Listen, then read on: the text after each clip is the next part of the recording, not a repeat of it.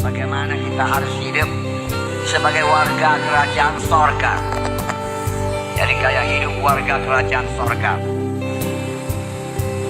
biar kita pakai dalam hidup kita, nama Tuhan dipermuliakan.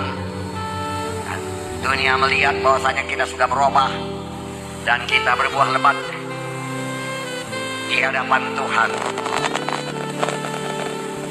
Nah, semua anak-anak Tuhan yang sudah lahir baru dipenuhkan dengan Roh Kudus adalah warga kerajaan sorga.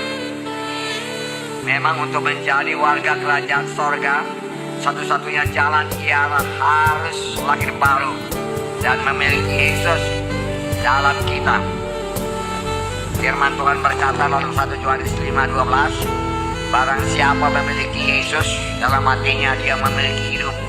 Barang siapa tidak memiliki Tuhan Yesus dalam hatinya, dia tidak memiliki hidup. Jadi untuk masuk menjadi warga kerajaan sorga adalah dengan lahir baru. Oleh sebab itu Tuhan Yesus berkata, kamu harus lahir baru. Yohanes 3 ayat 3-7. Yesus menjawab katanya, aku berkata kepadamu, sesungguhnya jika seorang tidak dilahirkan kembali, ia tidak dapat melihat kerajaan Allah. Kata Nikodemus kepadanya, bagaimana mungkin seorang dilahirkan kalau ia sudah tua? Dapatkah ia masuk kembali ke dalam rahim ibunya dan dilahirkan kembali? Jawab Yesus, aku berkata kepadamu, sesungguhnya jika seorang tidak dilahirkan dari air dan roh, ia tidak dapat masuk dalam kerajaan Allah. Apa yang dilahirkan dari daging adalah daging, dan apa yang dilahirkan dari roh adalah roh. Janganlah kau heran, karena aku berkata kepadamu, kamu harus dilahirkan kembali. Jadi harus dilahirkan kembali, harus lahir baru. Saya percaya semua kita sudah lahir baru, amin.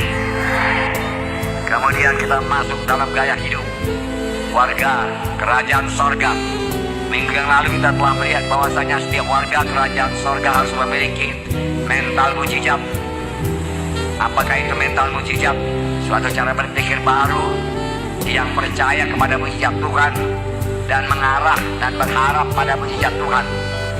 Kalau ada persoalan, kita senantiasa berharap mujizat Tuhan berlaku. Kita membuat perhitungan menurut perhitungan kerajaan sorga, bukan membuat perhitungan secara perhitungan manusia. Nanti kita lihat bahwasanya murid-murid gagal menggandakan roti karena mereka membuat perhitungan secara persediaan manusia. Tetapi Tuhan Yesus mengadakan perhitungan menurut persediaan sorga, rumah Bapaknya yang ajaib, yang tidak kurang suatu apapun. Tuhan Yesus memiliki mental mujizat. Karena mental mujizat memudahkan Tuhan Yesus memiliki iman untuk mengadakan mujizat. Jadi ini yang pertama, pelaku gaya hidup. Itu adalah normal dalam kerajaan sorga. Saudaraku, jangan lagi pakai gaya hidup mentalitas saudaraku duniawi. Saudara, kalau kita sudah masuk dalam kerajaan sorga, jangan pakai mentalitas cara berpikir manusia lama, saudaraku. Karena kita sudah masuk dalam kerajaan sorga. Gaya hidup warga kerajaan sorga yaitu memiliki kasih. Matius 22:34-40. Luar biasa. Ada pula ahli Taurat yang bertanya, orang Farisi bertanya kepada Tuhan Yesus.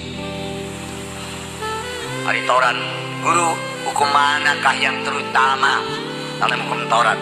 Oh, Tuhan Yesus memberi jawaban, saudaraku. Tentu saja orang tersebut memang rindu, saudaraku, untuk mengetahuinya, saudaraku.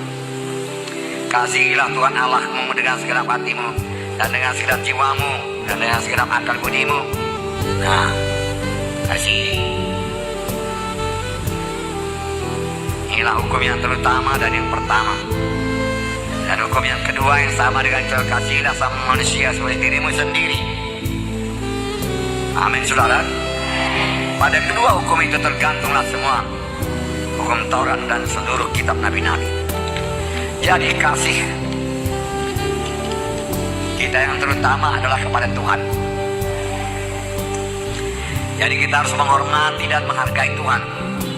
Itu artinya mengasihi Tuhan, mentaati Tuhan.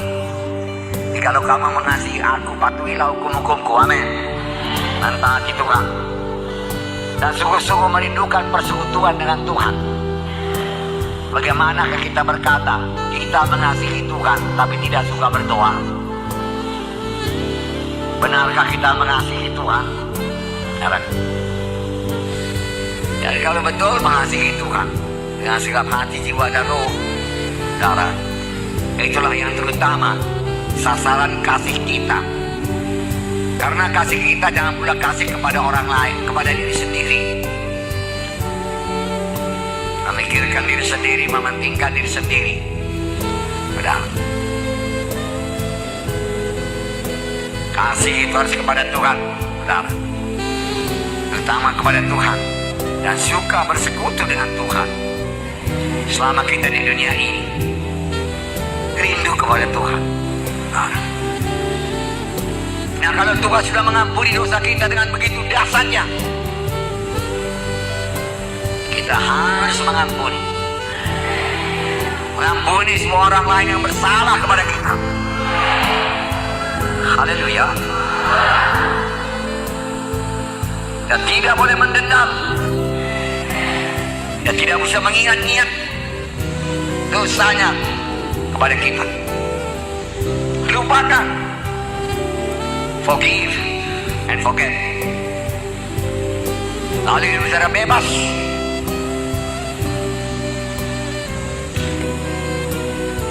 Mengasihi. Haleluya. Mengasihi.